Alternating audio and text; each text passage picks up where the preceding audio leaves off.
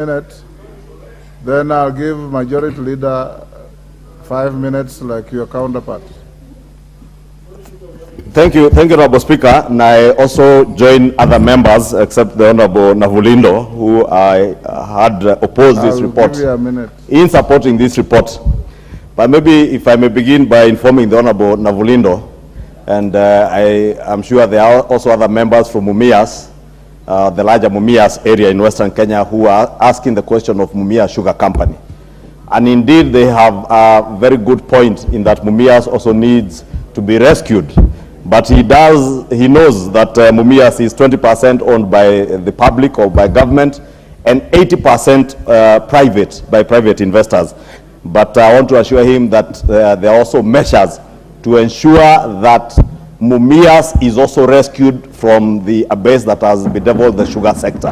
And that, Honorable Navulindo, will ensure that even the people of the greater Mumias area benefit from the sugar sector reforms to ensure that money gets back to the people's pockets in Mumias and other areas in the sugar belt.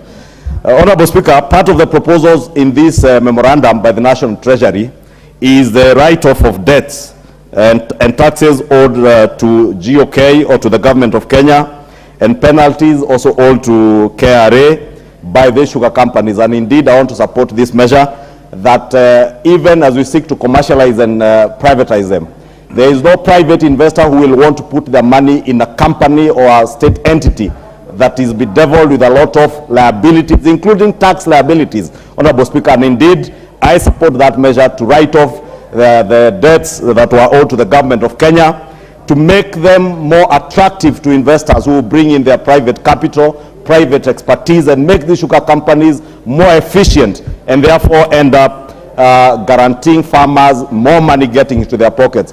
Honorable Speaker, I've also had concerns on the period of time, and I think it's the Honorable Makali who raised the issue of the period of 30 years. But Honorable Speaker, it's also good to appreciate that if you are to lease land and assets for a private investor to be able to have a bankable proposal, then the period of time of the lease, of time when the investor will be able to recoup their investment, their capital investment, be able also to make a profit out of the investment. And therefore I want to encourage even those who are that concerned to appreciate that we are bringing in private capital. And even you as a private investor, you will not want to get into a lease agreement where you have 5 years. Even people who are leasing land today to develop petrol stations and all that, nobody is going for a lease for 5 years. You are looking for 20, 25 years. And therefore I want to encourage those members who are that concerned that indeed all those issues are issues that the National Treasury has looked into. Finally, Honorable Speaker, Mumias, Honorable Speaker, and I've heard even the Honorable Selassie has now considered that truly mambo ni matatu. That even the cartels that had taken over Mumias Sugar, Honorable Speaker, because they enjoyed the protection of state protection because of state capture, Honorable Speaker, we must today tell them loudly enough that that protection is gone and it shall never come back.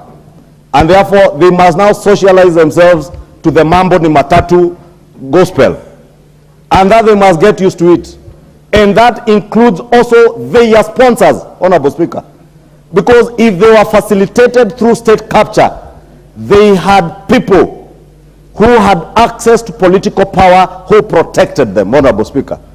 Honorable Speaker, even as Honorable Navulindo speaks about Mumias, and I know the Wanga people are very keen on Mumias because they surround that area of Mumias. And I know his party leader, because he's a member of the ODM, also owes Mumias Sugar Company close to above 300 million shillings.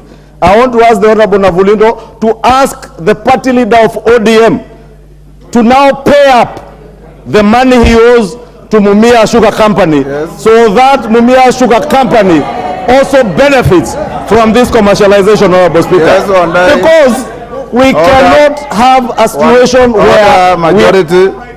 There's a point of order from Wandai. Mr. Speaker, I think we are doing so well.